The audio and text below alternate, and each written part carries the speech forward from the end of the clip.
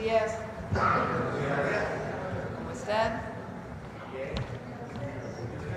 Bien, muy bien. Muy buena gira este fin de semana. Estuvimos en Quintana Roo, en Yucatán y en Campeche, y aprovechamos para supervisar el puerto de Progreso, que ya se está ampliando, a dar el banderazo para el inicio de la construcción del Tren Maya de carga, además de todas las obras de vivienda que se van a hacer, o más bien, más que obras, las viviendas, la construcción de viviendas ya en los 3 estados.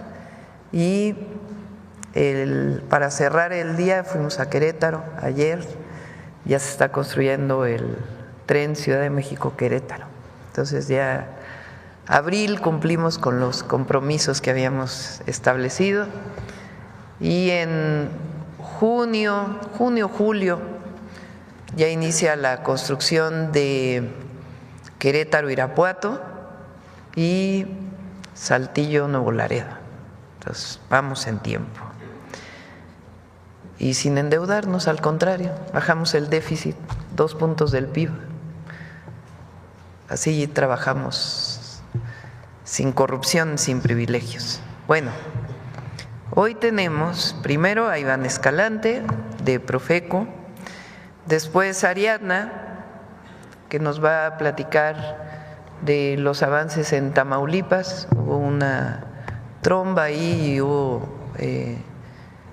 varias familias afectadas, estuvimos ahí y ahora nos va a platicar, entre otras cosas, de cómo vamos a atender a Tamaulipas. Y después está aquí Ana Teresa Ramírez Valdés, que ya nos había acompañado en otras ocasiones, porque vamos a darle seguimiento una vez a la semana, yo creo, a la importancia de las y los mexicanos en Estados Unidos, cuánto contribuyen a la economía de los Estados Unidos, quiénes son, en dónde trabajan, su presencia en los distintos estados de la Unión Americana. Y es importante primero porque hay un lenguaje de criminalización a los migrantes con el cual no estamos de acuerdo, pero además de desconocimiento también en la Unión Americana de lo que significan varias generaciones de mexicanas y mexicanos, de latinos que están en los Estados Unidos, y es importante informar aquí y desde aquí pues también dar argumentos a todos nuestros hermanos que están en Estados Unidos para que conozcan ellos también la importancia que tiene su trabajo para la economía del vecino país. Y vamos a cerrar el día de hoy con Humanismo Mexicano con Diana Aurora. Bueno, vamos a iniciar. Iván.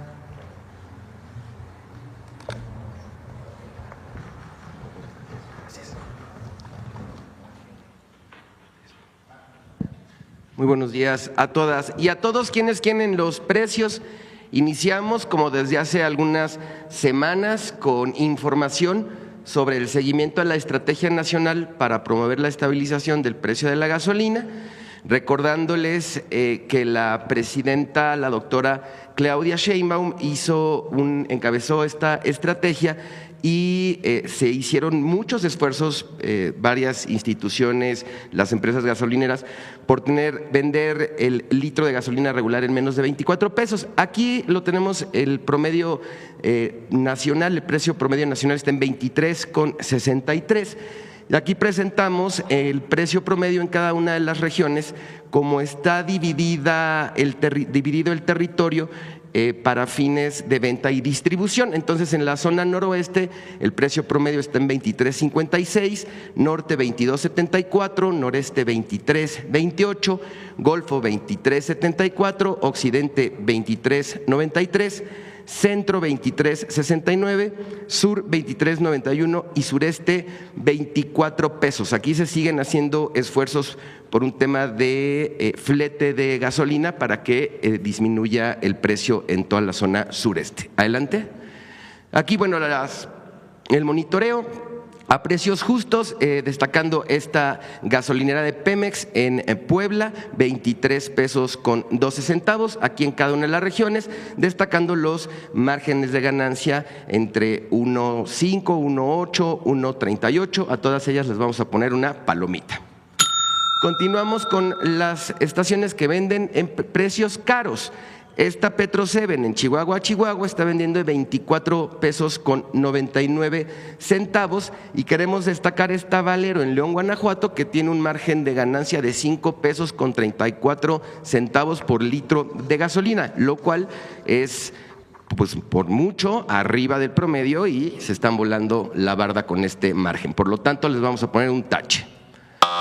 Seguimos con el seguimiento y el monitoreo de los artículos de primera necesidad. Recordar que es una canasta básica de 24 productos que no debe exceder los 910 pesos. La más barata en nuestro monitoreo, Walmart Fuentes Mares en Chihuahua, 712 pesos con 80 centavos, palomita. Y la más cara, Walmart Hipódromo, 1012 con 70 centavos, tache. 3 ciudades en el monitoreo: Tlalpan, Ciudad de México, la más barata; Soriana Hiper, Gran Terraza, Cuapa, 815 con 70, palomita. Y la más cara, Walmart Villacuapa, 891 pesos, está por debajo de los 910, por lo tanto también palomita. Villahermosa, Tabasco, Chedraui, Mina, la más barata, 794 con 30, palomita. Y la más cara, Bodega Aurrera, Guayabal, 867 con 70, también palomita. Tampico, Tamaulipas, Soriana Hiper Ejército, la más barata, 822 con 90, palomita. Y la más cara, H-E-B Ejército, 994.55, tache. Adelante. La semana pasada les informamos cómo ha ido disminuyendo desde que la presidenta encabezó la renovación del paquete contra la inflación y la carestía, cómo ha ido disminuyendo desde la primera semana hasta ahorita precios de algunos de los productos de la canasta básica. Aquí presentamos, en el caso del arroz, ha disminuido el kilogramo de arroz, precio promedio nacional, en 11%. El kilo de azúcar morena también ha disminuido en un 10.7% desde tomando como base la primera semana de noviembre, que fue cuando se firmó el PASIC, a la semana pasada, 10.7% menos. Y el kilo de papa también ha disminuido en promedio nacional en 30.8%. Esto en beneficio de los bolsillos de las familias mexicanas. Adelante. Bien, queremos alertar, hemos detectado a través de 2 vías quejas por parte de las personas consumidoras y monitoreos que realizamos en nuestras redes sociales de eventos que se están monitoreando, que se supone que se van a realizar, son eventos falsos y venden los boletos a través de redes sociales y de páginas de internet. Entonces nos llaman la atención de repente porque algunos están incluso preciados en dólares o manejan precios que no corresponden a la realidad. Entonces aquí queremos decirles a todas y a todos quienes van a eventos, a conciertos, aquí por ejemplo esta fue era una experiencia inmersiva del Titanic que sí se ha dado en otros países del mundo, pero aquí en realidad no se trajo el proyecto.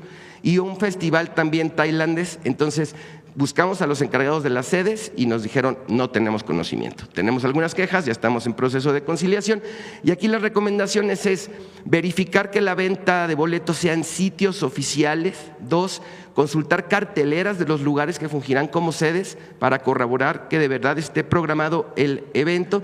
Y 3, revisar que los precios se exhiban en pesos mexicanos. Adelante. Bien, ya se acerca el Día del Niño y de la Niña. La revista del Consumidor de abril tenemos contenido especial para ellas y para ellos. Tenemos un artículo que se llama ¿Te imaginas comer bichos y tener de vecina una lechuga?, que es un artículo que escribió un compañero divulgador de ciencia, Rafa Carvajal. Está muy interesante. Tenemos juegos de serpientes y escaleras y sopas de letras y una recomendación de lectura, El cocodrilo va al dentista, en coordinación con el Fondo de Cultura Económica. Pueden descargar la revista del Consumidor en la página de internet. Adelante. Finalizamos con los consejos Profeco de la semana. 1, compra los productos de la canasta básica y la gasolina regular en los sitios que tienen precios justos, ahorrarás dinero. 2, al adquirir un boleto para cualquier tipo de evento, hazlo en los sitios oficiales. Revisa que la sede tenga programada la fecha del espectáculo y el monto a pagar tiene que estar en pesos mexicanos. Y 3, en nuestra revista del consumidor tenemos contenido para que las niñas y los niños aprendan sobre el consumo responsable. Descárgala. Nuestras redes sociales, la página de internet y el número del consumidor. Muchas gracias, Presidenta. Buenos días. Ariadna. Con su permiso, Presidenta, buenos días a todas y a todos.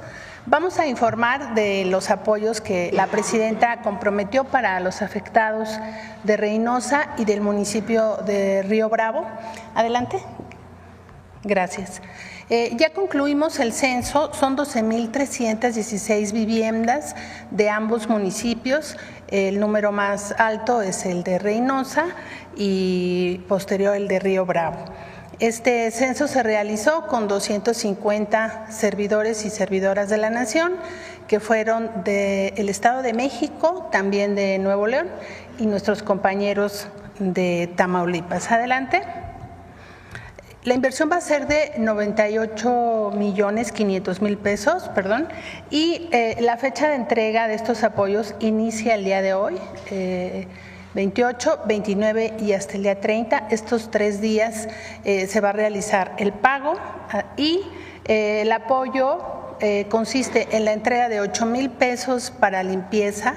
Fue una inundación que afectó varias colonias y los muebles siempre son los que se echan a perder porque es la entrada del agua a las viviendas y subió una altura importante. De tal manera que también la Presidenta dispuso que se haga la entrega de un paquete de enseres por parte de la Secretaría de la Defensa Nacional, que contiene un refrigerador, una estufa, un colchón, vajilla y ventilador, para apoyar a las familias que perdieron sus enseres. Adelante. Y aquí les mostramos pues el trabajo de nuestros compañeros y compañeras servidores de la Nación. Pues nos teníamos que meter al agua en lancha con apoyo de Protección Civil, del Gobierno del Estado, de Marina en este caso y de la Sedena, de tal manera que agradecemos ese esfuerzo y ese trabajo de nuestras compañeras y compañeros que permiten que atendamos a través de este programa de emergencia social a las poblaciones que se encuentran afectadas por un fenómeno de esta naturaleza. Es el primero y espero que sea el último que atendamos en este año. Adelante. También el día de hoy les recordamos que pueden tramitar su credencial de INAPAM, que es una credencial que a los adultos mayores de 60 años les es útil porque les otorgan descuentos en el camión, en los aviones, en las farmacias, en las tiendas, en los supermercados, en fin, cada tienda que está afiliada a INAPAM establece sus descuentos. ¿Qué requisitos se piden para tramitar esta credencial? Bueno, tener 60 años cumplidos, presentar identificación oficial con fotografía, también la CURP y su acta de nacimiento, con un comprobante de domicilio, llevar una fotografía y dejarnos un teléfono de contacto. Nosotros esperamos que al futuro todos los que ya tengan esta credencial, como son los mismos documentos que pedimos para la pensión de adulto mayor, ya no tengan que tramitar nuevamente el registro a la pensión, sino posterior.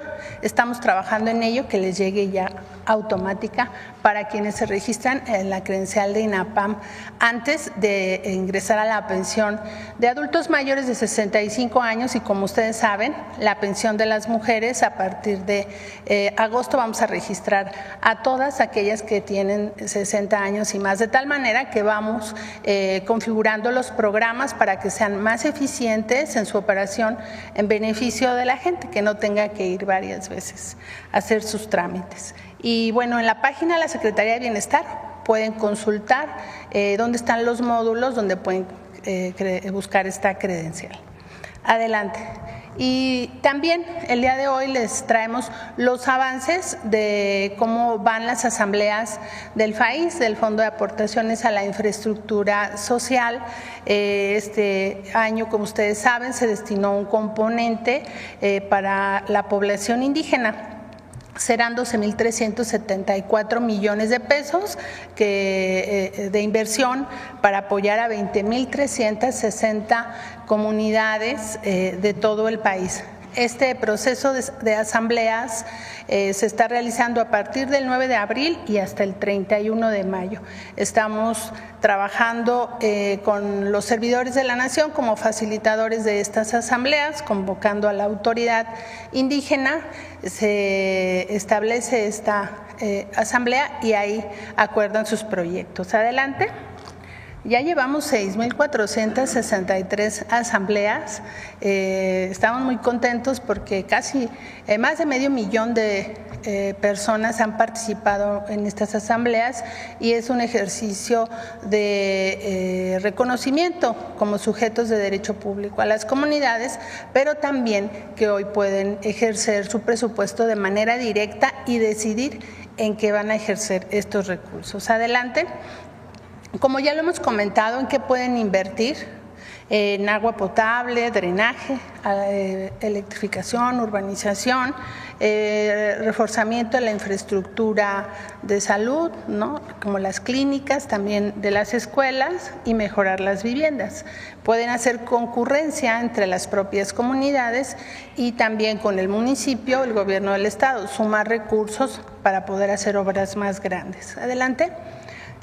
Las asambleas comunitarias, ¿cómo se realizan? Bueno, se convoca a la comunidad y entre todos identifican los problemas de infraestructura básica de esta comunidad. Establecen un plan de trabajo, todo ello en una guía que se entrega para ir anotando toda la información. Se elige el comité de administración, que es el que administra obviamente los recursos, y el de vigilancia, que a la par da este seguimiento de cómo van las obras y cómo se va ejerciendo el recurso que se les va a entregar. Pueden participar en estas asambleas los mayores de 18 años y para las comunidades que tienen más de una localidad, tienen que estar presentes, invitar, convocar a personas de todas las localidades que conforman su comunidad. Porque pasa mucho que se quejan de que como están lejos no los toman en cuenta. Por eso colocamos esta regla de que estén representadas todas las localidades para que todas las necesidades se contemplen. Y bueno, las comunidades que son muy grandes, porque hay algunas en la zona de Chiapas que tienen 153 localidades, que por lo menos asiste al 75% representantes de esas localidades para que se escuche sus necesidades fundamentalmente. Y bueno, recordar que estos recursos serán auditados por la Auditoría Superior de la Federación, por eso hay todo un proceso de acompañamiento, sobre todo que es la primera vez del ejercicio de los recursos. Adelante. Y bueno, como ya dije, hay un comité de administración y de vigilancia que serán los encargados de esta ejecución de estos recursos y de estas obras. Adelante. Y bueno, aquí les trajimos varias fotos para que ustedes puedan ver cómo están participando las comunidades. Algunas localidades son muy pequeñas y están muy contentos porque hoy se les toma en cuenta, porque hoy se les escucha y sobre todo porque es bajo su sistema normativo que cada comunidad tiene y estamos apoyando a todos y cada uno de los pueblos indígenas y la comunidad afromexicana del país. Es cuanto, Presidenta. Gracias. Gracias. Adelante. Bueno, primero que nada, señora Presidenta, muchísimas gracias por invitarme otra vez, por permitirme compartir estos datos con usted y con su audiencia. Es un honor estar aquí. Muchas buenas noticias, como ya saben, pero esta vez quisiera concentrarme, porque tengo muy poco tiempo y tenemos muchas buenas noticias, en lo que hace usted en la mañanera, que es repartir y distribuir los datos reales comparado con los mitos, ¿no? Entonces, bueno, vamos a empezar con una campaña en la que estamos participando en Estados Unidos que se llama Protegiendo a la Fuerza de Trabajo. Y se llama de esa forma porque la fuerza de trabajo en Estados Unidos está empoderizada y manejada por los latinos, especialmente los mexicanos. Entonces, esta gráfica me gusta mucho para empezar esta presentación, porque hablamos de que el 51% de la mano de obra en granjas lecheras en Estados Unidos es latina, la mayoría mexicana. Es lo mismo con la obra de procesamiento de carne, con muchas de las compañías grandes, de hecho, fundadas por latinos que son empresarios ahora y que empezaron como iniciadores de negocios pequeños y que ahora tienen negocios muy grandes. Entonces, volvemos a lo mismo que les platicaba la vez pasada, que es que la fuerza de trabajo de los latinos y de los mexicanos específicamente no es nada más el estereotipo y el mito, sino estamos en todos los aspectos y en todas las áreas de Estados Unidos. 20% de la mano de obra en la construcción, 20% de la manufactura y agricultura y 15% de la educación y salud. Estamos hablando de que en este momento algunos estados en Estados Unidos están ahora sí que diciendo la palabra importando doctores de México, porque no hay la capacidad suficiente. Entonces, no nada más los latinos y los mexicanos en Estados Unidos se están graduando ya para poder atender a esa necesidad de fuerza de trabajo, sino también ya están acudiendo a nosotros. En México están creando incentivos para que los doctores tomen por lo menos unos 5 o 6 años y den el servicio en Estados Unidos. Adelante, la siguiente, por favor. Les quiero recordar, algunas gentes obviamente han estado aquí cuando yo he estado, algunas gentes no. Nosotros somos un centro de investigación en Estados Unidos completamente dedicado a hacer investigaciones y reportes. Hasta el día de hoy hemos publicado 68 reportes acerca de las contribuciones económicas de los mexicanos específicamente y también de los latinos en general en Estados Unidos. Y la razón es exactamente la razón de esta presentación, es cerrar el gran espacio que existe entre los estereotipos, los mitos, los prejuicios y la realidad de quiénes somos en ese país y también aquí, por cierto. En este país, obviamente, somos 130 millones casi, pero dense cuenta que en Estados Unidos somos casi 40 millones. Y además de todo, nada más 4 millones de esos son indocumentados. El mito de que la mayoría de los inmigrantes mexicanos son indocumentados es completamente falso. Y recuerden que estos números además son muy conservadores porque están basados en los números del censo y en los números del censo los cuentan cómo la gente se identifica. Hay mucha gente que por miedo o por diversas razones no se identifican en el censo como mexicanos o como latinos. Entonces estos números son muy conservadores. Los números reales son mayores que esto. Adelante. Ya habíamos comentado que además el origen de una gran parte del Producto Interno Bruto en Estados Unidos viene de los latinos, específicamente de los mexicanos. Y esta vez traemos un dato nuevo que son ¿qué tanto producen los mexicanos indocumentados? Los mexicanos nacidos en Estados Unidos, o sea, los inmigrantes, ya no los hijos, ya tampoco la gente que es segunda, tercera generación, nada más la gente como yo, que nací en México y que me fui a Estados Unidos, ¿no? Entonces, tenemos que los mexicanos que han sido nacidos en Estados Unidos han contribuido al Producto Interno Bruto el año pasado con 781 mil millones de dólares. Estamos hablando de un nivel de contribución, la siguiente por favor, de un nivel de contribución que si el total de los mexicanos en Estados Unidos que se identifican como mexicoamericanos fueran un país independiente, serían el 10º país más grande del mundo. Imagínense, Estados Unidos es el número 1, después está China, Japón, Alemania, India. Los mexicanos en Estados Unidos serían la 10ª economía más grande del mundo. Los latinos el día de hoy son entre la 4ª y la 5ª economía más grande, pero los mexicanos solos Solamente los mexicanos, quitando a los venezolanos, a los colombianos, a los argentinos, a todos los demás latinos, serían la 10ª economía más grande del mundo. Imagínense lo que es esa ecuación cuando vemos que nosotros somos 130 aquí, casi 40 allá, con este PIB y con el PIB de México.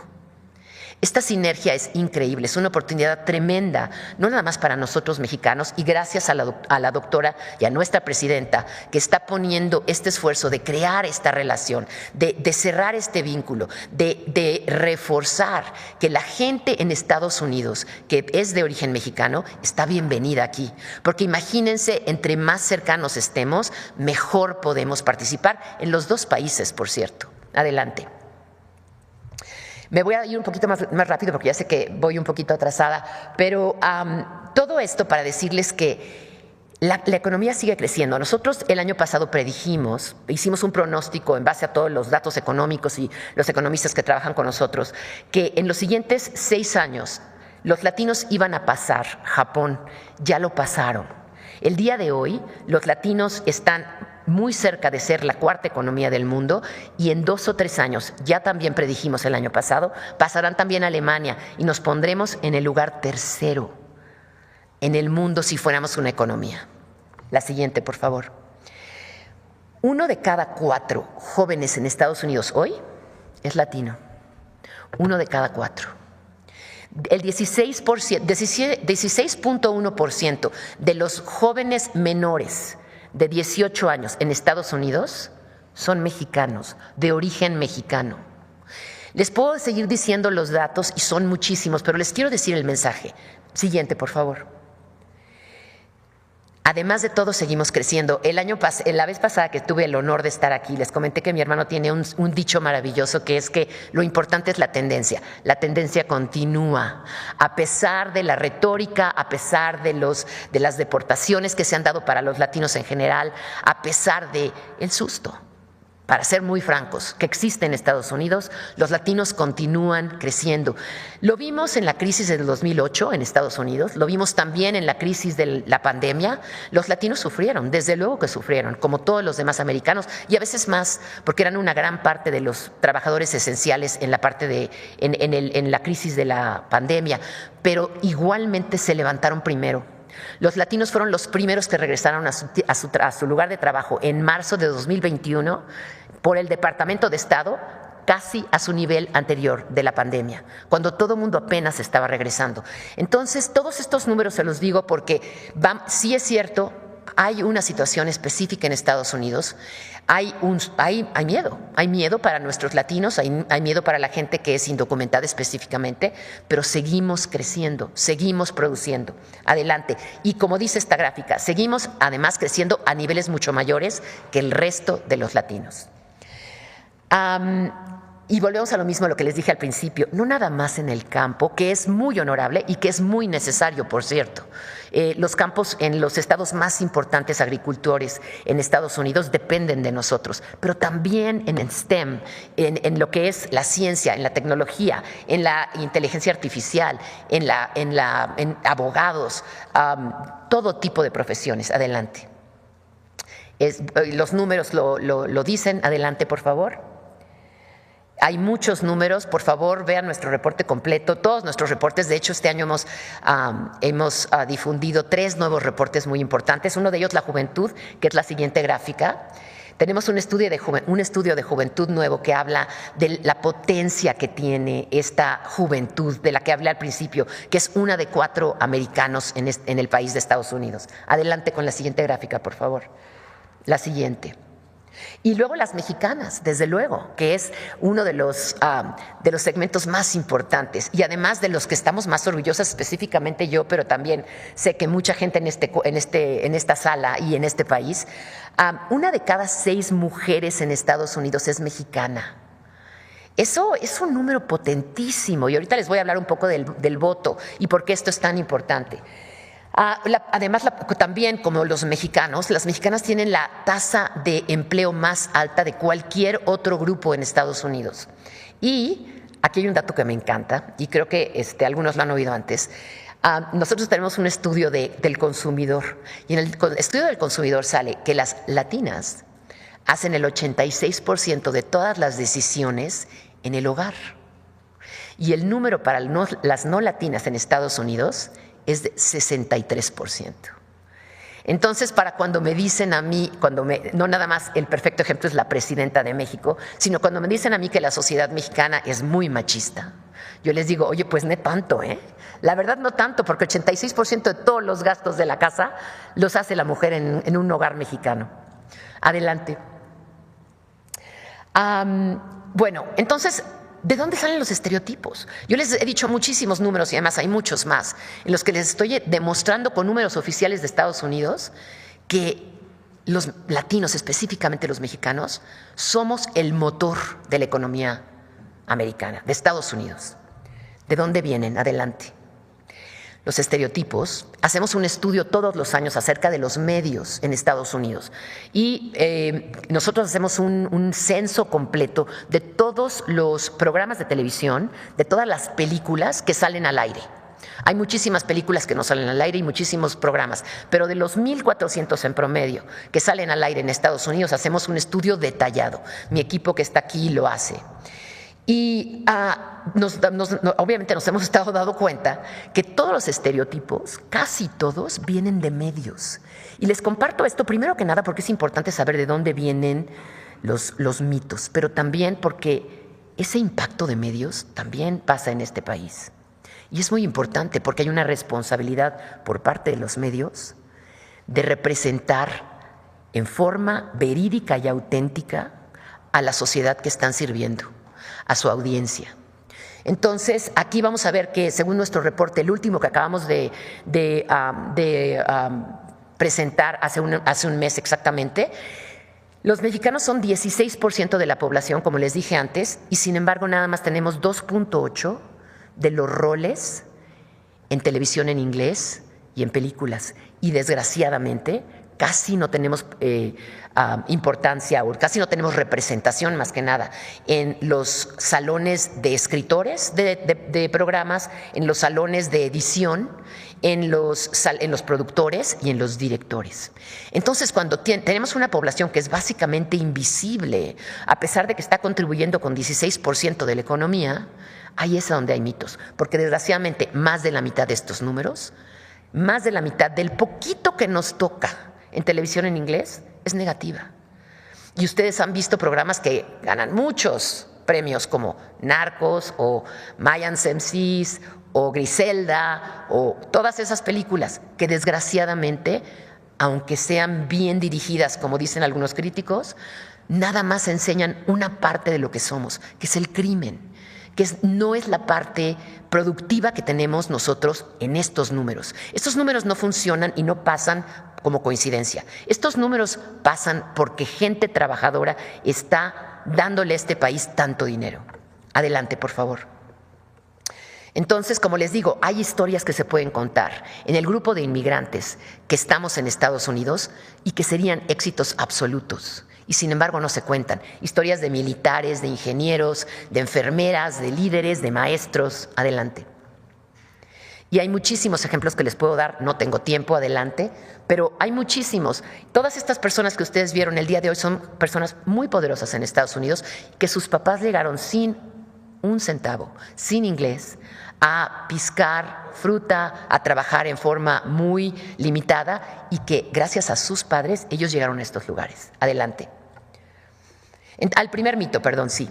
Y con esto termino. Van a ser 3 mitos que les quiero, si es posible, que ustedes absorban estos números y que los usemos todos como herramientas para combatir los mitos. Yo creo que entre más sepamos estos números, entre más los usemos todos en lo que hacemos, es realmente más poderoso. El primer mito es que los inmigrantes aumentan la criminalidad. No podría haber algo más erróneo. De hecho, los estados americanos de la frontera son de los estados más sanos y más seguros de Estados Unidos. Las ciudades más peligrosas están en el norte de Estados Unidos, de hecho. Y aquí hay datos, ¿no? Que, de hecho, entre más inmigrantes ha habido en el país de Estados Unidos, menos criminalidad ha habido. Los inmigrantes tienen 60% menos de criminalidad. Todos estos números, por cierto, son del Departamento de Estado de Estados Unidos. Estos ni siquiera los hacemos nosotros, los recolectamos de los números oficiales. Adelante.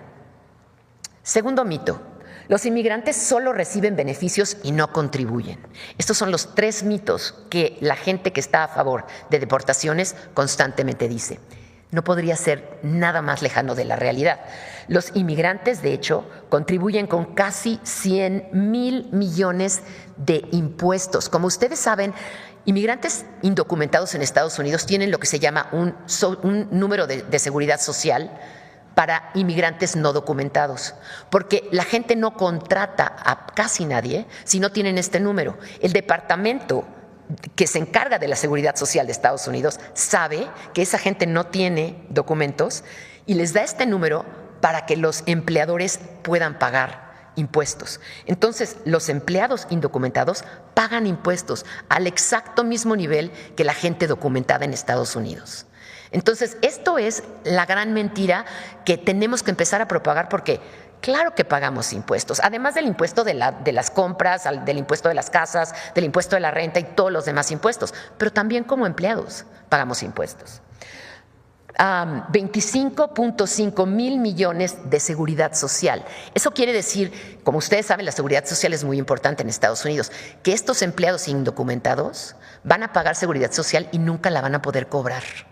Nunca van a poder retirarse con ese dinero que ellos pusieron en la seguridad social.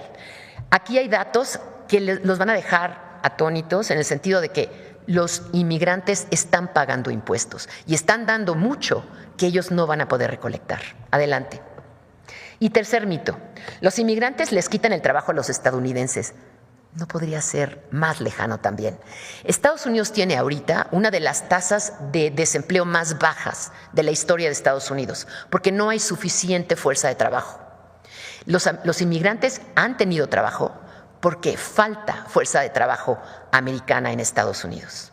Entonces, no es que les estemos quitando el trabajo a nadie, o como dicen algunos no voy a decir quiénes, pero algunas gentes en Estados Unidos, que es que vienen y nos quitan el trabajo y además son unos flojos. No somos ni flojos ni les quitamos el trabajo. Somos el cohort, como dicen los americanos, el segmento más trabajador de Estados Unidos, de acuerdo al Departamento de Estado. Adelante. Tenemos un cuarto mito, se me había olvidado. Los inmigrantes son una carga para la economía. No son. Para empezar, 1 de cada 5 inmigrantes es empresario, se está manteniendo solo. Entonces, no son una carga. Y además generan millones y millones y millones de dólares. Entonces, no somos una carga y ya lo dijimos en los otros 2 puntos también. Adelante. En medio de este ajuste, es tan importante que sepamos estos números. Ustedes, los reporteros, ustedes, la gente que cubre las noticias, la audiencia, aunque no tengan parientes en Estados Unidos o no los tengan, es importante que sepamos de lo que estamos hechos, de lo que están hechos nuestra gente que se va a Estados Unidos y de lo que está hecha esta campaña y esta importante iniciativa de que nos unamos, de que estemos conscientes de que estamos haciendo una gran diferencia, no nada más en este país, sino el siguiente. Y por eso, bueno, es un honor estar aquí. Estoy feliz de oír que la presidenta acaba de anunciar que vamos a tener, que va a haber una actualización de estos números constantemente y por favor cuenten conmigo para lo que sea. Gracias.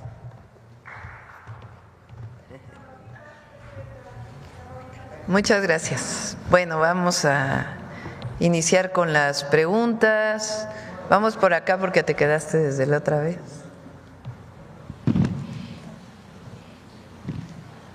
Buenos días, señora presidenta. Buenos días a todos los presentes. Heride Fernández, de Noticias del Movimiento Conciencia y colaboradora del programa radiofónico Iztaccíhuatl en el Sendero de la Luna, así como del canal de YouTube Animales con Derechos, uniendo causas, conectando derechos. Señora presidenta, antes de formularle la primera pregunta, permítame obsequiarle el libro Revocar el Silencio, con fotos de mi autoría y un ensayo crítico de la escritora Francesca Gargalo, que en paz descanse, Fue publicado en 2018 por la reconocida editorial Artes de México a través de su colección Luz Portátil.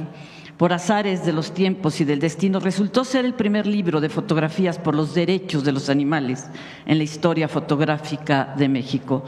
Y no es sed de protagonismo ni pura promoción, como dicen algunos, porque a mí en lo personal esta lucha no me beneficia en nada. Este ensayo fotográfico vio la luz motivado por ideales cuando me puse también unos buenos zapatos y en el morral metí mi cámara y mi conciencia. ¿Me acepta el libro con una breve pero muy sentida dedicatoria, señora presidenta? Te lo dejo Sí, gracias.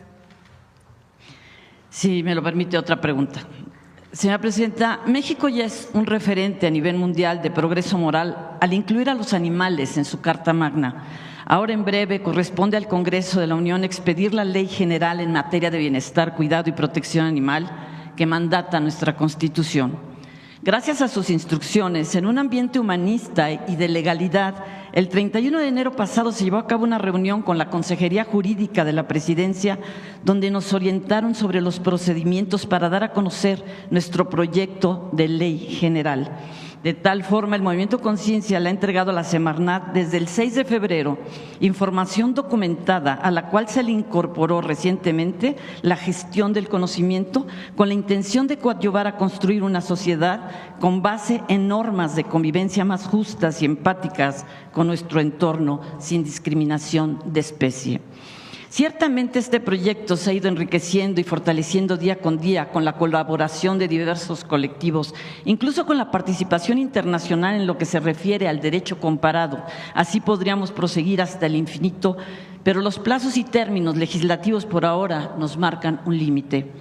No obstante, hay zozobra, ya que todo parece indicar, como muchas veces sucede cuando un tema trasciende jurídica y culturalmente, que los oportunistas están en primera fila.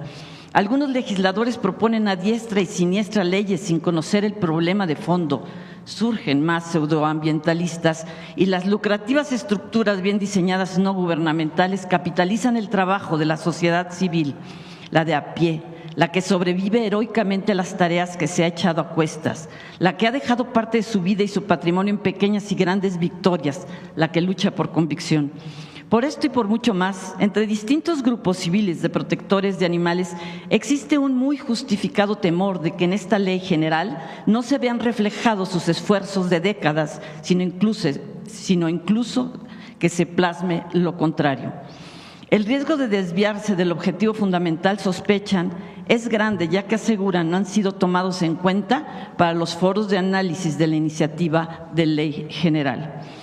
Señora presidenta, por causas análogas a lo anterior expuesto, el Movimiento Conciencia le confió al entonces presidente Andrés Manuel López Obrador su propuesta de ley contra la crueldad animal, que consistía en incluir a los animales en nuestra Carta Magna. Ahora, con la misma confianza, le piden a usted que reciba su proyecto de ley general en materia de bienestar, cuidado y protección animal. Dicen que solo en sus manos tendrán la certeza de que dicho proyecto podrá ser debidamente recuperado y revisado para su consideración y canalizado a las instancias correspondientes. La pregunta, señora presidenta, es: ¿le puedo dejar el proyecto de ley general en materia de bienestar, cuidado y protección animal del Movimiento Conciencia? Estas páginas contienen décadas de lucha y un montón de ideales y de sueños, conscientes justamente de que los sueños no se cumplen, se trabajan.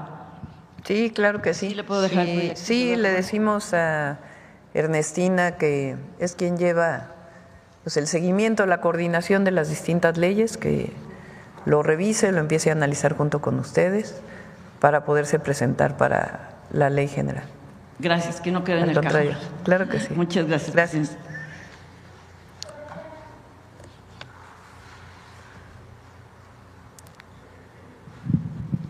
Gracias, presidenta. Buenos días. Karina Vargas, de Reporte Índigo. Una precisión sobre la entrega de apoyos en Tamaulipas.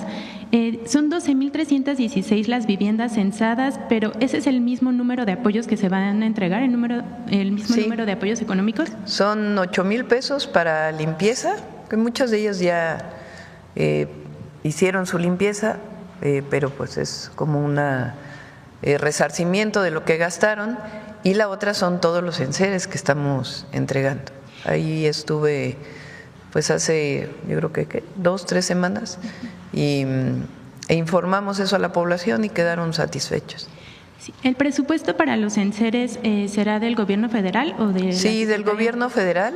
Son enseres que tiene hoy la Secretaría de la Defensa Nacional como parte de pues su reserva para cualquier problema que sufra la población, y es decir, no es un gasto adicional, sino que ya lo tenían en reserva la Defensa Nacional, de su plan de N3C. Gracias, presidenta. Y en una primera pregunta, bueno, sobre la carta que envió la secretaria de Agricultura de Estados Unidos por el tema del gusano barrenador, saber qué le compartió el secretario Julio Verdeguer sobre la respuesta que le dio. Él anunció que ya respondió a esta carta, pero saber qué contiene esa carta y si usted pues tiene… explica todo lo que se está haciendo, porque hay solicitudes que no corresponden. Entonces, la Secretaría de Agricultura y Desarrollo Rural ha estado trabajando desde el primer momento que salió esta enfermedad, esta plaga. No sé cómo se llama exactamente, a lo mejor ahorita a ver cómo se le llama exactamente.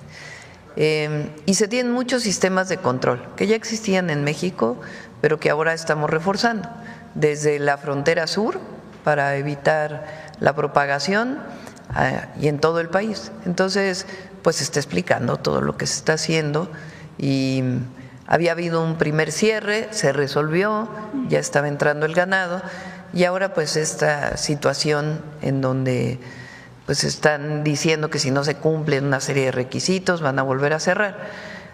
Fue un poco lo que dije ayer, y es importante.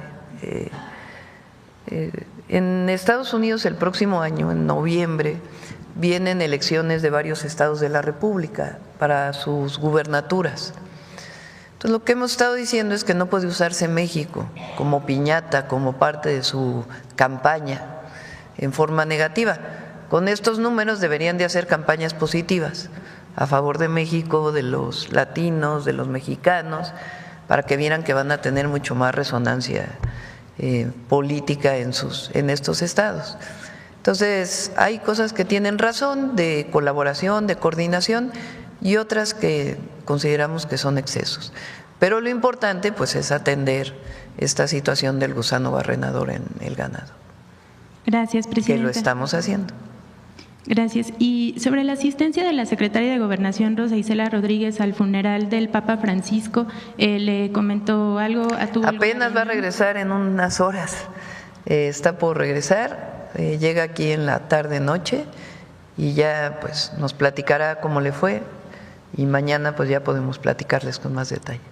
Okay. Ha habido algunos comentarios y críticas sobre que no acudió usted personalmente al funeral. ¿Qué respondería a estas? Bueno, estuvimos muy bien representados por Rosa Isela, y así estuvo bien.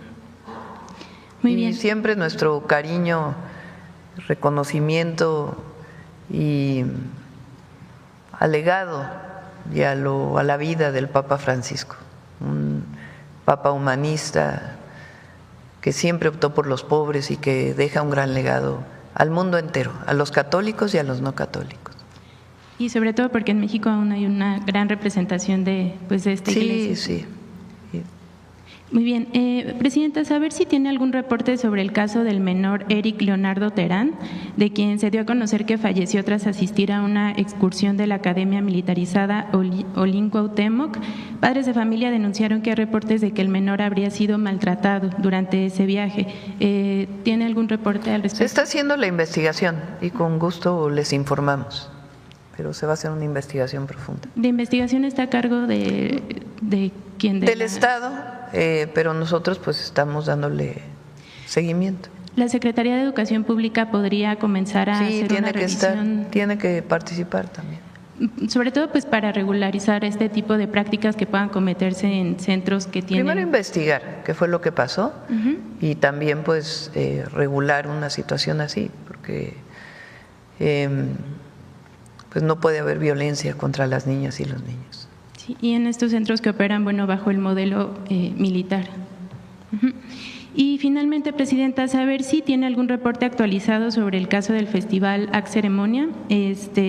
Nos comentó en un primer momento que la Secretaría de Gobernación se reuniría con las familias de los fotoperiodistas. ¿Cuál fue el resultado de estos encuentros? Se está avanzando junto con el Gobierno de la Ciudad de México y la propia Fiscalía de la Ciudad de México. Se está apoyando a los familiares. Y también, como lo mencioné, estamos en la revisión de la concesión. Edna Vega nos está ayudando, la secretaria de Sedatu, y le voy a pedir que venga para que pueda informar el día que informe Vivienda, que informe la condición en la que se dio esta concesión, quién tiene esta concesión, amparos que tienen y recursos de revisión, y qué estamos haciendo para poder retirar esta concesión del Parque Bicentenario, que además es mejor que se opere por parte del Gobierno de la República. Y justo este caso, Presidenta, abrió pues la precariedad en la que laboran varios jóvenes en el país, ¿no? En este caso, Berenice y Miguel pues no tenían ni siquiera, o con lo que se ha dado a conocer, pues una paga por esta labor que hacían, sino más bien como muchos jóvenes. Sí, la industria del espectáculo, por llamarle así, pues tiene que cumplir con las leyes laborales. Entonces, aunque sean trabajadores, trabajadoras temporales, pues tienen que tener su seguro social, tienen que tener su pago adecuado. Entonces, Mara también va a estar revisando esta situación. Sí, más bien, bueno, ellos iban por parte de un medio de comunicación, pero pues sí, esta precarización también existe. Sí. ¿Se va a revisar esta situación? Trabajando con las familias. Okay. ¿Podría haber una fecha de cuándo podría darse esta información por parte de la Secretaría de Trabajo? Sí, vamos a invitar a Secretaría del Trabajo, a Edna y a Secretaría de Gobernación para que podamos dar información. Gracias, Presidenta. ¿Qué tal? Muy buenos días a todos y a todas. Juan Hernández de Diario Basta, Tabasco Hoy, Campeche Hoy y Quintana Roo Hoy de Grupo Cantón. Bueno, a propósito de esta cifra que acaba de dar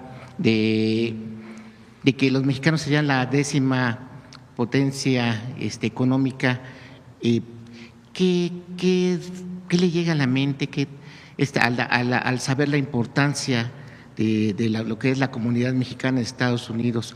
Sobre todo también ayer que usted mencionaba que pues México no es piñata de nadie, ¿no? O sea, realmente la importancia que tienen los mexicanos ahí en Estados Unidos. Las y los migrantes en Estados Unidos, mexicanos, pues han estado ahí por varias generaciones. Es más, cuando nos quitaron la mitad del territorio ya vivían ahí, o más de la mitad del territorio. Y a lo largo de la historia, pues ha habido migración por dos razones. Una, la necesidad de las y los mexicanos de buscar una vida mejor para sus familias, y la otra, la necesidad de la economía de Estados Unidos de que haya trabajadores y trabajadores que ayuden a desarrollar su economía.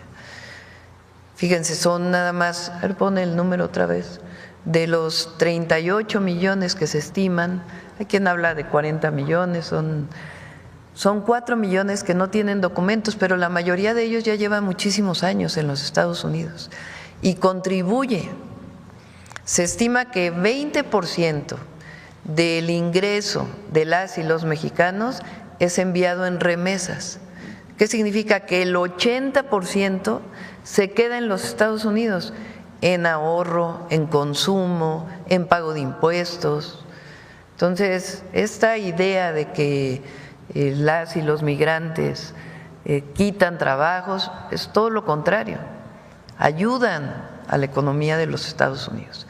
Entonces es muy importante que todas y todos los mexicanos lo conozcamos y todas y todos los estadounidenses lo conozcan también, todas las nacionalidades, pero particularmente nosotros y los estadounidenses, para que reconozcan ese trabajo, que sepan lo que significa para su país y que sea parte pues de todos los diálogos también en los temas de migración. La criminalización de los migrantes pues es un tema esencialmente racista, y lo que nosotros estamos planteando es, en todo caso, pues hay que platicar de esos 4 millones de indocumentados con el gobierno de Estados Unidos y también el reconocimiento de muchísimas familias mexicanas de primera, segunda, tercera, cuarta generación que están ahí y que contribuyen de manera muy importante. Yo creo que si hacemos una encuesta, a ver, la vamos a hacer, y preguntamos, ¿tienes un familiar viviendo en los Estados Unidos?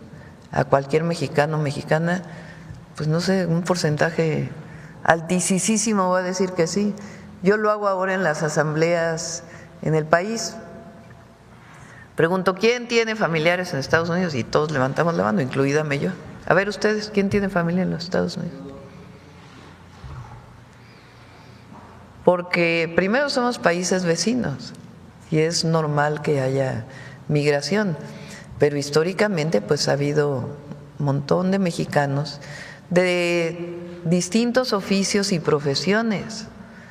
Mi hermana, por ejemplo, lleva ya más de 30 años viviendo, maestra de escuela primaria allá. Se fue de estudiante, ella periodista, por cierto, de comunicación, se fue como reportera de Notimex allá y después hizo la carrera de maestra allá y se quedó, allá se casó y tiene sus hijas. Pero como mi hermana estoy contando la historia de millones y millones y millones de mexicanos y mexicanas que están allá. Entonces, es una relación muy importante porque a veces hablamos de las exportaciones, de las importaciones de mercancías, pero las personas, pues es una relación fundamental y tiene que haber un reconocimiento de lo que contribuyen a la economía de los Estados Unidos. Por eso es importante mencionarlo aquí, porque nos da datos, nos da información para que todas y todos tengamos esos datos y podamos platicar, debatir, ponerlos públicamente para que todas y todos sepamos la importancia de nuestros hermanos migrantes en Estados Unidos. Aquí nada más se está mencionando lo que es la aportación económica, pero falta también lo esencial, la aportación cultural, la aportación incluso de valores. Se está hablando de la aportación de muchísimas y el sincretismo cultural que ha habido en muchísimos lugares de los Estados Unidos, particularmente en el sur. California pues es uno de ellos, pero no solamente. Bueno, sur y norte, porque en el norte de California pues hay también una historia muy grande de los mexicanos, pero en prácticamente todos los estados de la Unión Americana hay mexicanas y mexicanos de diversas generaciones. Sí, es una buena idea conocer, en un próximo estudio, conocer precisamente esas aportaciones que hacen el pueblo mexicano a lo que es el pueblo de Estados Unidos. Sí, por supuesto. Bueno, esa sería la primera pregunta. Segunda, entrando, a otro tema. Recientemente el expresidente Ernesto Zedillo pues aseguró que en México se murió la democracia y que se está convirtiendo en un estado policial. Esto lo dijo en una entrevista en la revista Exos, a la par que consideró como cuestionable, y lo pongo entre comillas, la elección judicial que se realizará el próximo 1 de junio, en donde se elegirán a jueces y magistrados. Él dijo que la llamada reforma al Poder Judicial, así como la elección de jueces y ministros, considero que están tratando de destruir al Poder Judicial. Conocer su opinión referente a lo que está diciendo el expresidente, que pues realmente no sé si podemos calificarlo, cómo tiene la cara de poder hablar de este tema cuando él fue uno de los que pues prácticamente a la mala hizo un cambio en el Poder Judicial. Pero conocer su opinión referente a estas declaraciones. Hay varios temas, qué bueno que lo preguntas, hay varios temas muy interesantes en esto. Lo primero es que nuestros adversarios políticos, dirigentes de partidos de oposición, digo dirigentes porque ahora que estuve cuando llegué a Cancún, fuimos en vuelo de aquí a Cancún el viernes, una señora me paró y me dijo, oiga, yo no voté por usted, pero estoy muy contenta con el gobierno que está haciendo. Entonces hay mucha gente que a lo mejor se identifica con otro partido político y que reconoce al gobierno de México. Por eso digo los dirigentes del PRIAN, para ser muy claros. Intelectuales que estuvieron vinculados durante años al poder, que no pueden entender cómo es posible que ya no les hagamos caso, o que el pueblo de México no les haga caso porque estuvieron como consentidos con mucho dinero durante muchos años, comentócratas de los medios. Ahora la cantaleta que traen es que somos un gobierno autoritario. Esa es la nueva, bueno, ya lo traen desde hace rato. Entonces, letras libres, nexos, traen autoritarismo, se acabó la democracia en México. Esa es su nueva narrativa. Como ya nadie les cree, ya tienen muy poca, entonces ahora andan buscando nuevos voceros. Bueno, se van a buscar a Zedillo como vocero, expresidente de México. Vamos a hablar del sexenio de Zedillo. ¿Por qué no hablamos, hablando de democracia, de las masacres de Acteal, del Charco, del Bosque, de Aguas Blancas? Porque nosotros no reprimimos.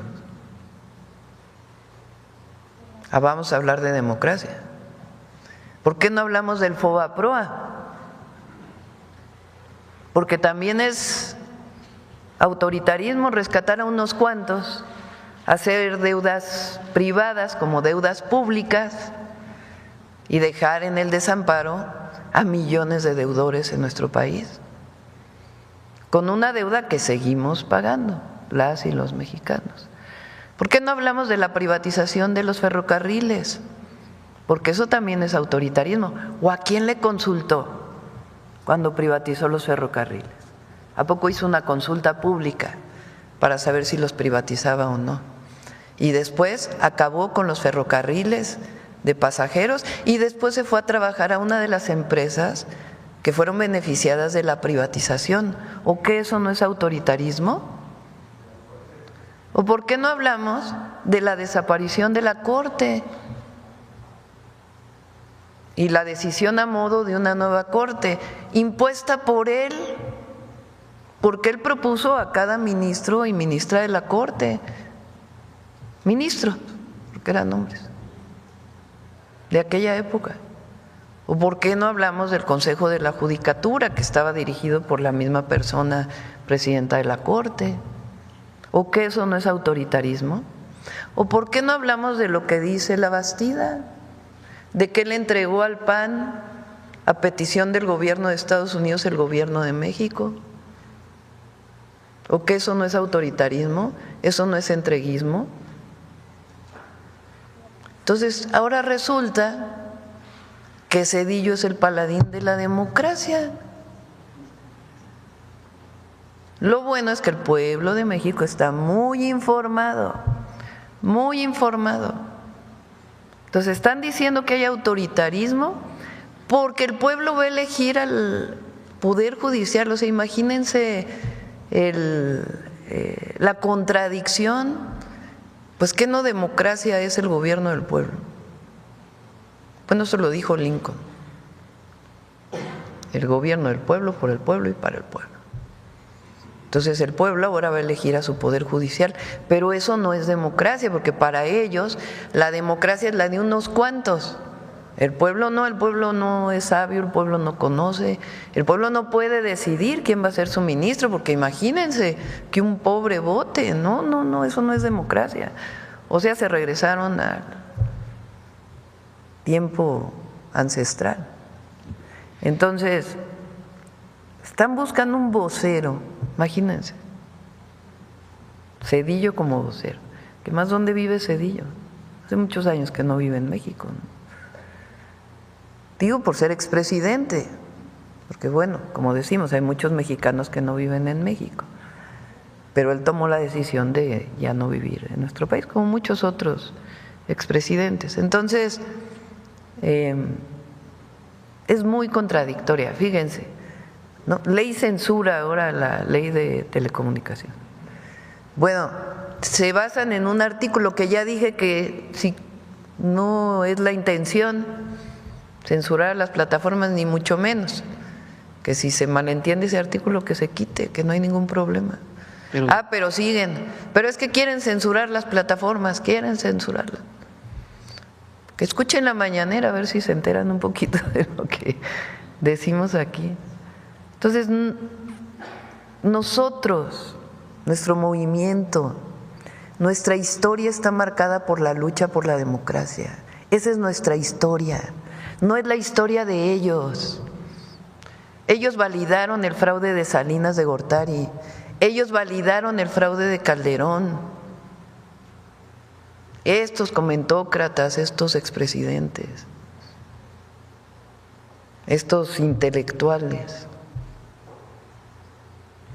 PRIAN, ellos validaron actuar contra el pueblo de México en el fraude del 88, en el fraude del 2006, validaron la compra masiva de votos del 2012.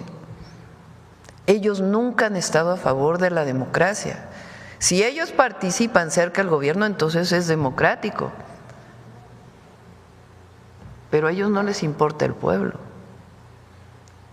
Nosotros surgimos luchando por la democracia en las universidades, en los sindicatos, la democracia electoral, que no hubiera fraudes. 2 veces cometieron fraude contra el presidente López Obrador, hasta la tercera que pudo ser reconocido el triunfo porque fue abrumador. 500 militantes de hace tiempo asesinados por luchar por la democracia, mucha gente asesinada por luchar por la democracia. Pero ahora resulta que Zedillo es el vocero de la democracia. No. Cuando usted hace precisamente este recuento de todo lo que conllevó el periodo neoliberal, no solamente con Zedillo, sino también con Vicente Fox, con Enrique Peña Nieto, con Felipe Calderón Hinojosa, ¿qué le llega a la mente de estas declaraciones? ¿Es cinismo? ¿Es que no tienen voceros ya con credibilidad. A ver, habla un Marco Cortés, habla un Anaya, habla un Alito de democracia, habla un Aguilar Camín, habla un Krause, habla un… Entonces, ellos hablan de democracia. Está bien que hablen de democracia, hay libre expresión, hay libre manifestación de ideas, y qué bueno que se dé este debate, qué bueno. Buenísimo. Y adelante, que sigan escribiendo, que sigan hablando, que participen en los medios de comunicación. A nadie le queremos coartar la libertad de expresión, eso es democracia también. Pero ahora andan buscando voceros por otro lado porque ya no tienen credibilidad. Entonces, ¿creen que Zedillo es un buen vocero? No, pues, imagínense. Entonces, el pueblo está muy consciente y nosotros tenemos claro lo que es la democracia. La democracia es el poder del pueblo. Perfecto, bien. Y finalmente, Presidenta, nos gustaría conocer su opinión sobre la detención de los líderes indígenas y autoridades ancestrales de sus comunidades en Guatemala, Luis Pacheco y Héctor Chacín, acusados de terrorismo y asociación ilícita por su lucha en la elección presidencial de ese país. Sí, es una pena esta detención. Son 2 dirigentes indígenas que apoyaron al presidente Arévalo, sus movimientos. Y la Fiscalía de Guatemala los detuvo. Les voy a leer una declaración reciente del presidente Arévalo. Las poderosas fuerzas de crimen y corrupción en Guatemala siguen atacando a las fuerzas democráticas en la sociedad y en el gobierno, esta vez criminalizando a los pueblos indígenas por su decidida defensa de la democracia en 2023, siempre tratando de debilitar al Poder Ejecutivo. Nuestra solidaridad con estos dirigentes indígenas y también con el presidente Arévalo. Me van a decir que estoy interviniendo en los temas de Guatemala, no, es sencillamente parte de la política exterior de México, defender la autodeterminación de los pueblos y la defensa de personas que han luchado siempre por la democracia. Gracias. Acá. Después vamos aquí a… Muchas gracias, Presidenta. Yaret Arciniega, de Revista Fortuna. Presidenta, al menos en 2 ocasiones nuestra publicación le ha preguntado sobre la necesidad de una reforma fiscal. La recaudación del SAT confirma, sin embargo, que a través de impuestos como el que ahora se le aplica a las compras a través de plataformas digitales es posible incrementar la recaudación fiscal, al menos hasta en 2 dígitos. En relación con esto, Presidenta, en Revista Fortuna confirmamos que hay más posibilidades de incrementar los ingresos para la hacienda pública y al mismo tiempo desincentivar el consumo del alcohol. Y por ende el alcoholismo, que es una enfermedad que aqueja, que si bien se ha normalizado, aqueja a muchas familias mexicanas. Esto de acuerdo con una investigación de los economistas Gabriel Farfán, Luis Fonserrada, Anel Rodríguez y Joaquín Sánchez. Ellos plantean que si se modifica el esquema mediante el cual se cobra el impuesto especial, el IEPS, a las bebidas alcohólicas, pasando de un modelo ad valorem a un modelo ad quantum, es posible que la recaudación pueda incrementar de 15,000 a 25,000 millones de pesos. Esto quiere decir, pasar de un ad valorem a un ad quantum, quiere decir que se graben las bebidas alcohólicas de acuerdo con los grados de alcohol y no con el precio o con lo que cuesta producirlas, ya que muchas bebidas que se producen, es muy barato producirlas, Presidenta.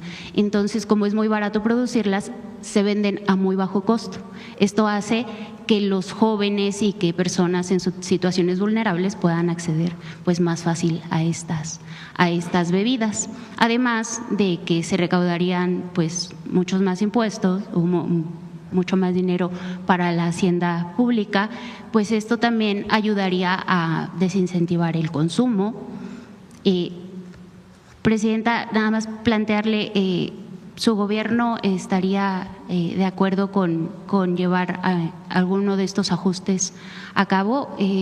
¿Todavía se puede buscar manera de seguir buscando manera de recaudar más impuestos sin llegar a una reforma fiscal, Presidenta? La primera es seguir combatiendo la corrupción. Todavía hay espacios que tienen que ver con evadir impuestos. Esa es la que da más resultados, antes de estar pensando en gravar. Por eso fíjense, entre el año pasado y este año, nosotros redujimos el déficit. El año pasado, al cierre del 2024, el presidente López Obrador tomó la decisión de cerrar todas las obras que tenía y eso generó un déficit de ese año, 2024. Déficit quiere decir que hubo un poquito más de deuda. Tampoco estas cosas que habla el Fondo Monetario y que no ha entendido nada de lo que está ocurriendo en México. Entonces nosotros para iniciar el año decidimos disminuirlo. ¿En cuánto lo disminuimos? Pues en 2 puntos del PIB. Estamos hablando de casi 700,000 millones de pesos. Y sin embargo, estamos recaudando más. Y no hemos parado ni los programas de bienestar, es más, hay nuevos programas de bienestar, ni las obras públicas. ¿Cómo es que estamos recaudando más?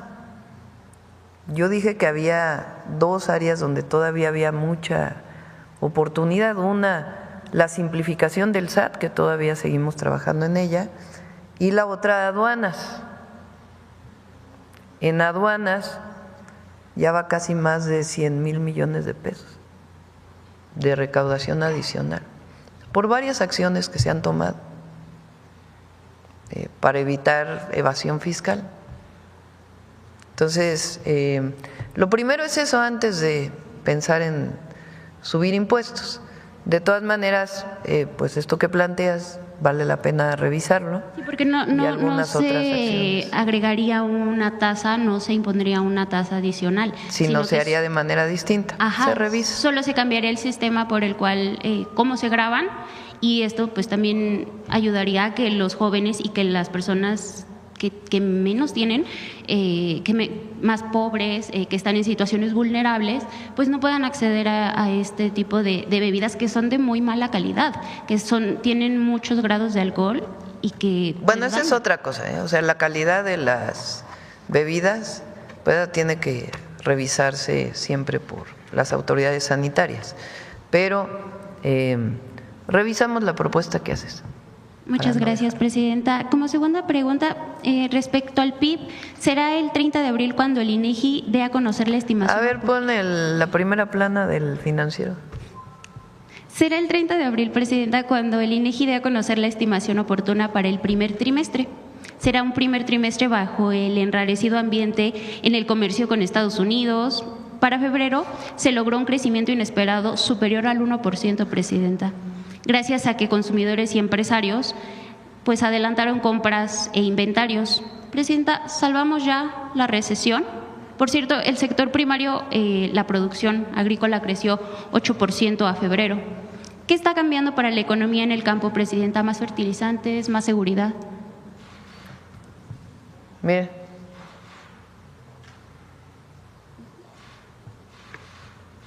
ya ven que decían que no íbamos a crecer, que estaba muy mala economía, y que yo les decía, no, espérense.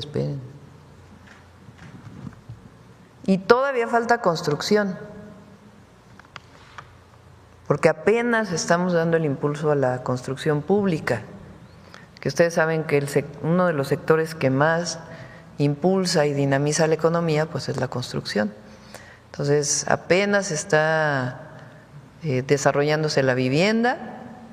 Yo pienso que en unos 2 meses, más o menos 3 meses, quizá esté ya todas las unidades habitacionales que estamos construyendo ya en su máximo. Y la obra pública, que también apenas inicia. Ayer el general Vallejo, que está a cargo de la construcción, los ingenieros militares, el agrupamiento Felipe Ángeles, están a cargo de la construcción del México Querétaro y el México Pachuca, y también del tren de carga, en el Tren Maya. La Marina está encargada del interoceánico y vamos a licitar para la participación de empresas privadas en su construcción el Querétaro Irapuato y el Saltillo Nuevo Laredo. Bueno, ayer el general Vallejo decía que el México Querétaro van a ser como 200,000 empleos directos. Claro, son en 3 años, pero de todas maneras apenas inició esa construcción.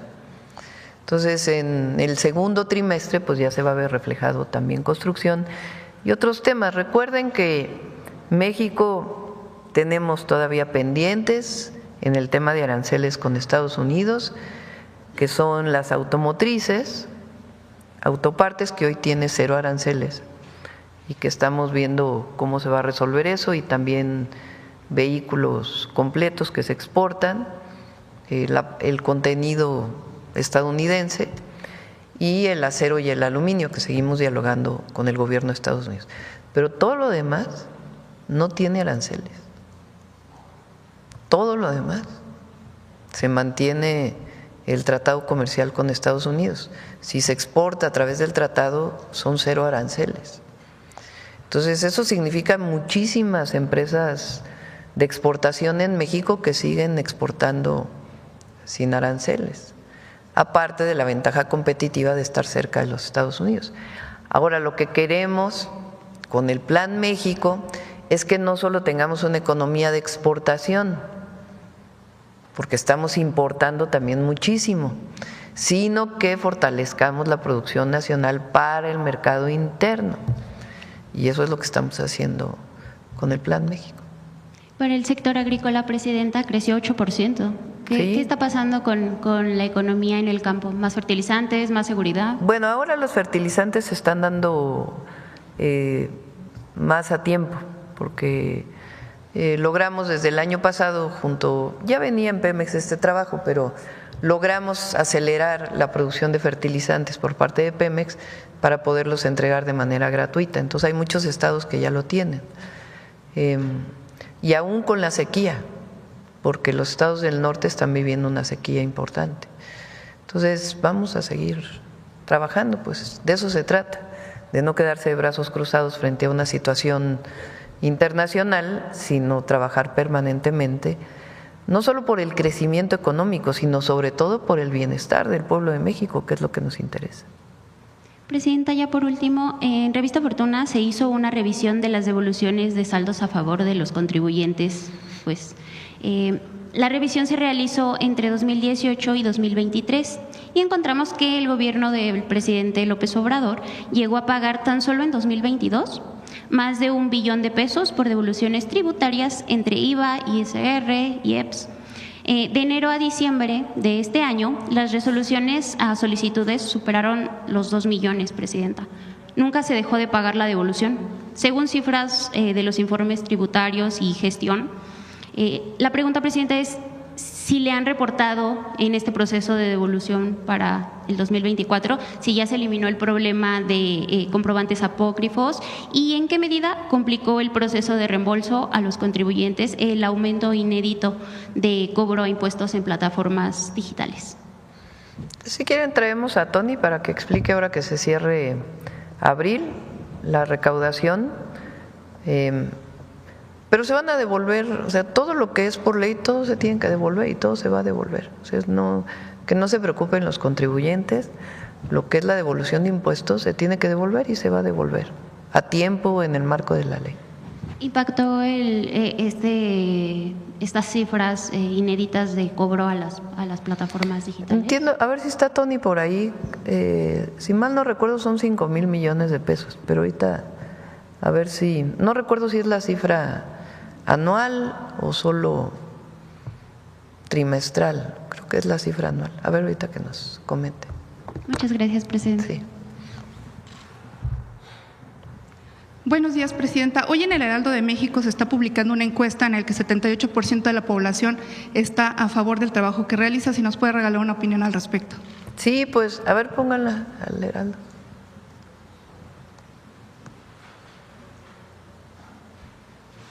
Aquí, como decía nuestra compañera, lo importante es la tendencia.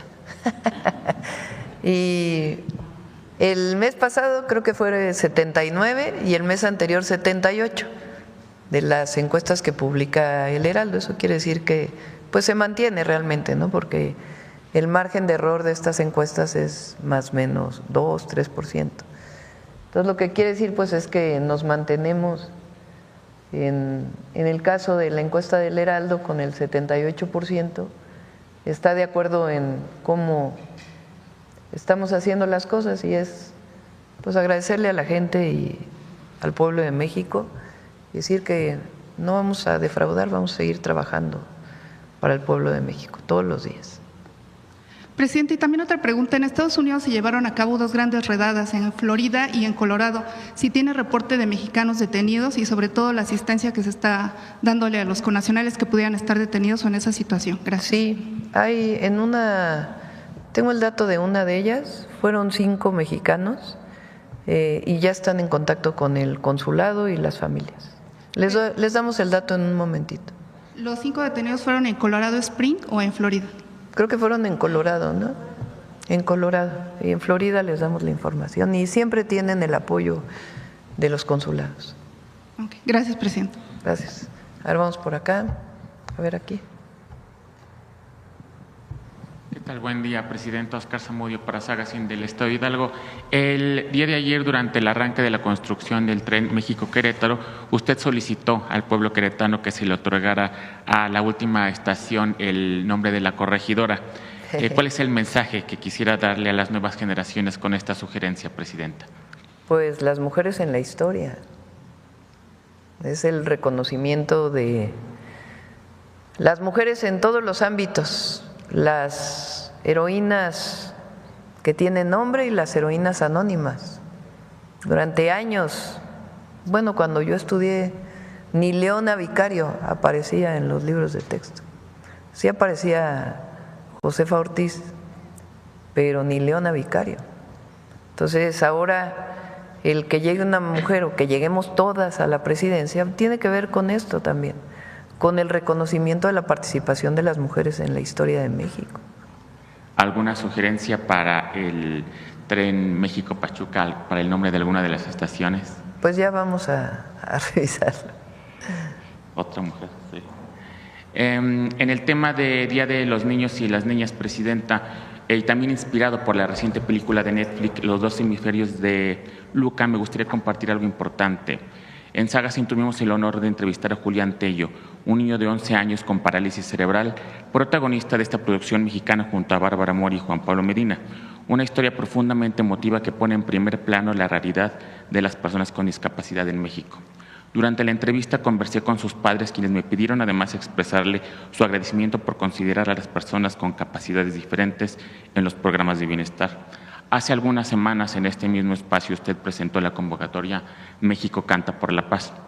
En ese contexto, Presidenta, ¿cómo puede entonces el gobierno colaborar con la industria cinematográfica para fomentar una representación más inclusiva de las personas con discapacidad en el cine y la televisión? Eso es una buena pregunta. Vamos a trabajarlo y vamos a pedirle a Claudia Curiel que también sea incluido en México Canta. Que por cierto, hoy es 28, ¿no? Creo que hoy inician las inscripciones, ¿no? Al México Canta. Ok, sí, Presidenta. En otro tema, el gobernador de Hidalgo, Julio Menchaca, anunció el Plan Hidalgo, una estrategia alineada al Plan México enfocada en proteger la economía local frente a los nuevos aranceles de Estados Unidos. Este plan contempla más de 88 proyectos de inversión con metas ambiciosas y una generación de más de 129,000 empleos. A propósito de esta coordinación entre gobiernos estatales y federales, ¿estaría considerando el gobierno federal ampliar y reforzar la estrategia del Plan México con recursos específicos o ventanillas únicas para que otros estados se alineen a este tipo de planes regionales, sobre todo los estados que tienen menos ingresos propios? El 16 de mayo vamos a anunciar la licitación de los polos de bienestar. Ahí vamos en tiempo. Además nos retrasamos en la presentación de todas las obras públicas, lo vamos a hacer esta semana, pero todo lo que planteamos el 3 de abril del Plan México, vamos en tiempo informándolo. Y uno de los temas que planteamos, 16 o 19 de abril, de mayo, es la licitación de los polos de bienestar. ¿De qué se trata? Son terrenos muy grandes, dependiendo del estado o de la entidad de la República. En algunos casos son 700 hectáreas, como en el caso de Hidalgo, en otros casos son 60 hectáreas, 50 hectáreas, que hemos valorado que pueden ser zonas para el desarrollo industrial, principalmente manufacturero, con parques industriales, pero les llamamos de bienestar porque la idea es que cerca esté la vivienda, que haya escuelas, que haya hospitales, es decir, que no solamente sea la inversión, sino que pensemos en las y los trabajadores que van a trabajar en esas fábricas. La licitación tiene que ver con que esos polos de bienestar van a tener incentivos fiscales de distinto tipo. Entonces se licita y hay distintos mecanismos para que se incentive la inversión privada en todos estos lugares. Hidalgo tiene dos, uno de ellos está en Tula, que es el Parque de Economía Circular, o bueno, cerca de Tula. Tula, más bien Hidalgo, van a pasar por ahí los dos trenes. El México Querétaro tiene dos estaciones en Hidalgo, una en Tula. Y obviamente el México Pachuca, pues también Ciudad de México Pachuca, Ciudad de México Querétaro. Entonces Hidalgo tiene un potencial de desarrollo muy grande, además de que aunque el AIFA está en el Estado de México, pues está esquina con Hidalgo y ahí se están planteando muchos polos de desarrollo en este momento. Entonces sí, Hidalgo, además de la inversión pública del gobierno del Estado, del gobierno de México, pues toda la inversión privada que está llegando a Hidalgo, que es muy importante. De ahí mi insistencia en bautizar alguna de las estaciones de los trenes, de las estaciones que van a pasar por Hidalgo. Y por último, Presidenta, en estas vacaciones de Semana Santa, saber si tienen algún reporte de la afluencia de los pasajeros en el Tren Maya y de los hoteles que se encuentran en esa región durante esta temporada, la ocupación hotelera, y qué expectativas tendrían estos hoteles y el Tren Maya para las vacaciones de verano. Pues fíjense, ¿qué fue? El viernes en la noche nos fuimos al último tren que va de Cancún a Mérida, venía lleno, llenísimo, no había prácticamente asientos disponibles. Nosotros como una semana antes dijimos que íbamos a ir y cuando nos subimos venía llenísimo el tren. Y le pedimos a la Sedena, a la Defensa, que nos dé toda la información, pero van más de 1 millón de usuarios en el tren. Terminando mayo van a estar listos todos los centros de atención a visitantes, prácticamente todos, va a quedar uno por ahí pendiente, que pues vinculan al Tren Maya con los centros arqueológicos, con los sitios arqueológicos mayas. Entonces va creciendo muchísimo y el Quintana Roo en particular pues es el destino de preferencia. Es impresionante lo que llega a Quintana Roo. Muchas gracias, presidente. Gracias. Gracias, buen día, presidenta. Daniela Caballero, de Poder México. Desde nuestra plataforma pues hemos dado seguimiento a cómo distintas figuras del ámbito social, deportivo, empresarial y cultural han contribuido a proyectar a México a nivel internacional y también en el desarrollo interno del país. Por ejemplo, Altagracia Gómez en el sector empresarial, usted misma pues ha destacado su labor en todo este proceso de transformación nacional. En ese sentido, presidenta, ¿cómo considera que pueden aportar los otros sectores y sus representantes, por mencionar algunos, Viridiana Álvarez, Canelo Álvarez en el deporte o Alejandro Fernández en la música, en la construcción de un mejor país? Y además, presidenta, ¿podría compartirnos también algunos nombres que bajo su criterio, digamos, de estos liderazgos en estos sectores ya estén desempeñando un papel relevante en el proceso de transformación nacional?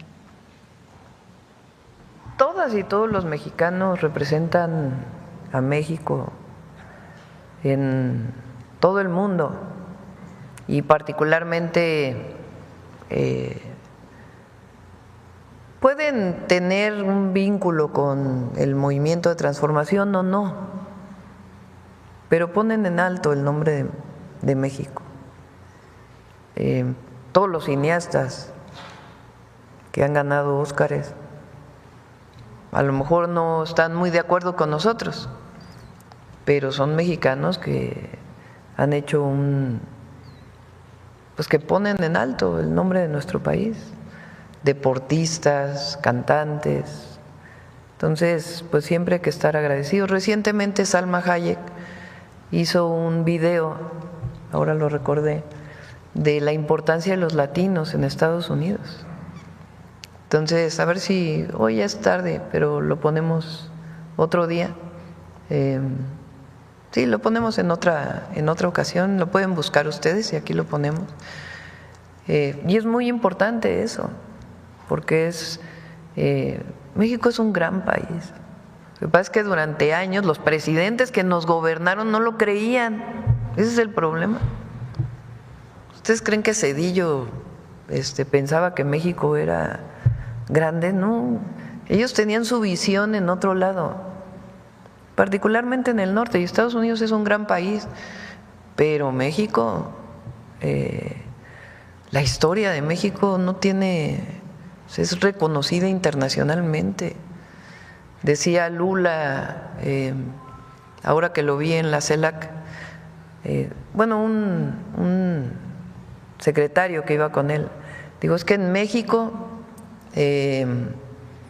cuando fuimos a México por primera vez, tienen Avenida Los Insurgentes, Monumento a la Revolución, la Independencia. Y en Brasil no, porque su historia es distinta, es más bien de consensos, de acuerdos, y nosotros son grandes transformaciones profundas. No porque uno quiera que haya transformaciones violentas, nosotros estamos a favor de las transformaciones pacíficas. pero México tiene una historia ancestral. Ahora que estuvimos en los sitios arqueológicos mayas, es que es algo extraordinario. Los mayas medían el tiempo de 20 en 20 y tenían sus números, su numeración era de 20 en 20. Con el cero, de las pocas culturas que usaban el cero. Los romanos no tienen cero. Los números romanos, a ver, escriban un número romano. Sumen con números romanos. No, pues dificilísimo. Acá no. Los mayas tenían su matemática y el conocimiento de los astros de una manera extraordinaria. Y eso es un orgullo que nosotros tenemos y ese lo sienten todos. Hay algunos que no, ¿verdad? Que no les interesa eso. Pero hoy México es muy fuerte por eso, porque lo he dicho varias veces, el presidente López Obrador tiene en su libro Gracias un capítulo muy bonito de la historia de México que se llama El humanismo mexicano. Y ahí dice que cuando viene la invasión francesa y Juárez pone en su carreta, que por cierto el libro de La lejanía del tesoro de Taibo también es una maravilla porque habla de eso. Juárez supuestamente tiene un tesoro en una carreta. ¿Qué era ese tesoro? Los documentos de la República. Y sale fuera de la Ciudad de México cuando viene la invasión francesa y va cargando con los documentos de la República. Y dice el presidente López Obrador y ahí en esa carreta iba la dignidad de México. Y yo estoy convencida que si algo devolvió la Cuarta Transformación al pueblo de México es su dignidad, su orgullo, su reconocimiento. Y eso ya no va a cambiar, ya no va a cambiar. Porque cuando nosotros decimos que la democracia es la representación del pueblo, es el poder del pueblo, pues estos que hablan de que hay autoritarismo no lo entienden. Pero así como eso, el que Alejandro Fernández cante como canta en Estados Unidos, pues hay una identidad enorme. Por eso ahora el México canta, pues es en los dos lados, para que las y los jóvenes de México tengan solo la nacionalidad mexicana o la mexicana estadounidense, pues se reconozcan en la cultura. Entonces, bueno, que viva México. Gracias. Ya nos vamos con humanismo mexicano.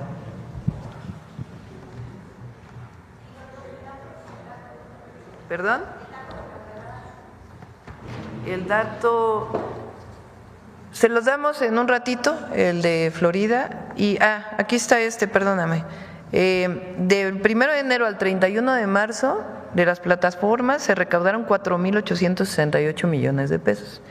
El año pasado, en el 2024, en todo el año, se recaudaron 2,249. Entonces sí, si lo multiplicamos por 4, pues iban a ser como 20,000 millones de pesos, comparado con 2,000. Adelante.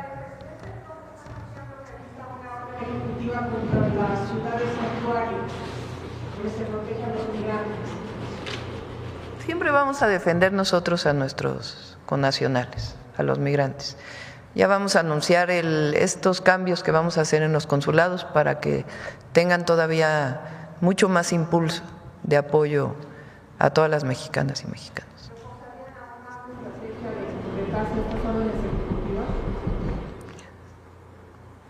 Por supuesto que no estamos de acuerdo. Y nosotros lo que vamos a hacer es lo que nos corresponde, siempre apoyar a los mexicanos que están en Estados Unidos. Gracias. Con su permiso, Presidenta, buenos días a todos y todas. La justicia social y el bien común son parte esencial del humanismo mexicano, pues la defensa de estos principios ha sido una constante en la historia de México desde hace siglos. Un ejemplo de ello es la justa defensa de la tierra de los pueblos originarios, que inició a partir de 1521 tras los despojos perpetrados por los conquistadores. Esta lucha persistió a lo largo del virreinato y fue reivindicada durante la independencia por Miguel Hidalgo. Se mantuvo viva en el siglo XIX hasta materializarse en el XX en el Ejército Libertador del Sur, encabezado por Emiliano Zapata, que a través del Plan de Ayala, promulgado en 1911, llamó a las armas para restituir las tierras a los campesinos e indígenas de México. Justamente sobre este documento, el Plan de Ayala, aprenderemos hoy en la siguiente cápsula de Humanismo Mexicano, que forma parte de nuestro especial dedicado a Emiliano Zapata. El humanismo mexicano se inspira en la lucha de nuestro pueblo por construir una sociedad más justa, más libre, soberana y democrática. Los pueblos y comunidades han sido los protagonistas de las transformaciones históricas de México. Hidalgo y Morelos fueron los primeros en levantar las banderas de la libertad y de la justicia social de la democracia. El 5 de diciembre de 1810, Hidalgo decretó la restitución de las tierras a los pueblos indígenas. Al día siguiente, decretó la abolición de la esclavitud. Su discípulo Morelos hizo lo propio en la Constitución de Apatzingán. La lucha por la tierra continuaría durante el siglo XIX en la Resistencia y fue defendida por los liberales como Ignacio Ramírez y Ponciano Arriaga ante el Constituyente de 1857. Sin embargo, pesaron más los terratenientes y la justicia se pospuso. Desde la Revolución de Independencia, Hidalgo y Morelos fueron los primeros en sumar las banderas de libertad y de soberanía popular al anhelo de justicia social y las reivindicaciones de los pueblos en defensa de sus tierras, bosques y aguas. Con la Revolución Mexicana de 1910, el general Emiliano Zapata defendió el Plan de Ayala que rescata y recoge las causas del agrarismo mexicano. Zapata asumió las luchas ancestrales de campesinos por la tierra con el Plan de Ayala. Redactado por Otilio Montaño y el mismo Zapata, con un prólogo de Dolores Jiménez y Muro, es el documento que mejor expresa los objetivos de la revolución campesina que busca no solo recuperar la tierra, sino formar un nuevo gobierno revolucionario que cumpla las demandas del pueblo. Redactado en Jumiltepec, fue proclamado en Ayoxustla, Puebla, el 28 de noviembre de 1911. El Plan de Ayala proponía la devolución de tierras y aguas a las comunidades y pueblos indígenas que habían sido despojados por las haciendas desde la colonia. El Plan de Ayala fue adoptado por la Convención Revolucionaria como programa de gobierno. Sus leyes incluían legislación laboral avanzada, leyes que emancipaban a las mujeres, incluyendo el plebiscito para que el pueblo aprobara leyes y la revocación de mandato. El plan propone una ley para garantizar la movilidad de los funcionarios públicos y establece la creación de jurados populares, compuestos por ciudadanos electos al azar en cada municipio, para quitar la justicia de las manos de los mismos caciques. El Plan de Ayala y el programa de gobierno zapatista son experiencias históricas que forman parte de la mejor tradición de lucha de nuestro pueblo. Este documento esencial para nuestra historia contribuyó a transformar la vida pública de México y las banderas del agrarismo fueron retomadas en el artículo 27 de la Constitución de 1917. A la lucha por la libertad política, por la defensa de la soberanía y la independencia, la resistencia popular ha sumado las demandas agrarias y sociales de nuestro pueblo. Así, el humanismo mexicano suma la bandera de la libertad con la de justicia. Como pudimos ver, el Plan de Ayala es esencial para entender la Revolución Zapatista y su influencia innegable en la historia social del México contemporáneo. Por ello, les invito a leer este documento histórico que está disponible en línea y que además ha sido traducido a diversas lenguas originarias de nuestro país. Muchas gracias. Buen día. Nos vemos mañana.